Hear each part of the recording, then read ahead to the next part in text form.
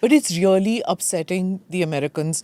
They're going on social media continuously all of this week, past week, talking about how India is funding the Russian war, and now it's come out in the open. You have a war criminal.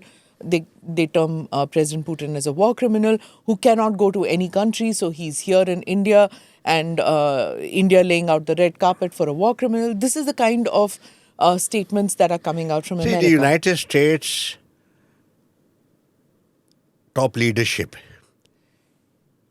exemplifies chaos, anarchy, unpredictability. It has shifted very sharply to the right wing and is today pandering to the lowest common denominator, which means the lowest common intellectual capacity. This kind of nonsense is typical in a populist order. People who have very little knowledge on the complexities of world affairs keep on screaming from the rooftop about something or the other. Let us be a little objective here. Large sections of the European Union are engaged with Russia. Many of them are buying Russian energy.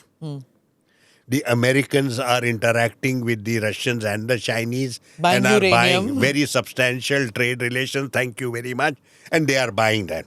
Putin has reminded us that nuclear fuel is being purchased by the Americans from Russia. Rare earths are being purchased by different countries all the time. How dare they presume to tell India or any other country what we should do or what we should not do? We don't tell anyone else. When did we last prescribe to someone else? To Europe especially. Have Yes, we we've told- never told them. Yeah. And yet you find that these countries, so there is near total absence of the intellect. And I bemoan that. Because foreign affairs is serious business. It is not meant for loose talk, not meant for jingoism, etc.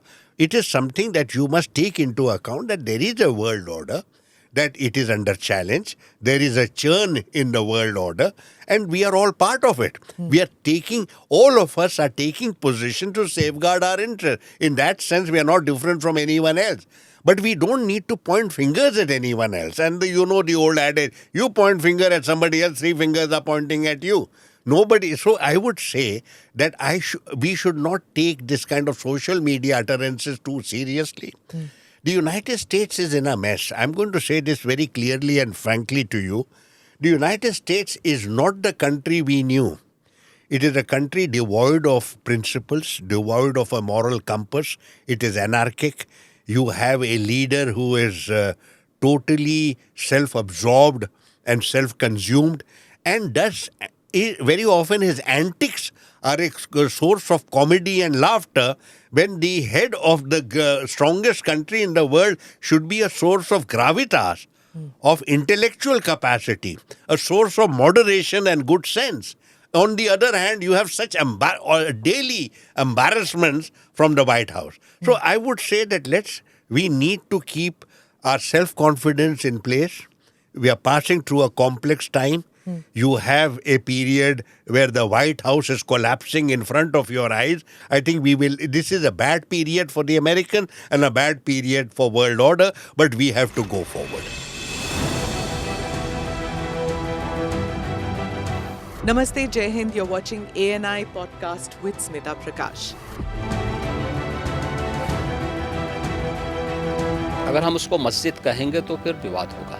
The issue is टूटा है क्या भारत? 400 पार का मतलब ये है कि संविधान खतरे में है. क्या हम लोग ये निर्देश देते हैं कि फला को गिरफ्तार करके जेल डाल दें? वही तो कह रहे हैं सब. ये बेबुनियाद निराधार आरोप. सच्चा सुनना चाहो देखो स्मिता प्रकाश ANI. It does not lie.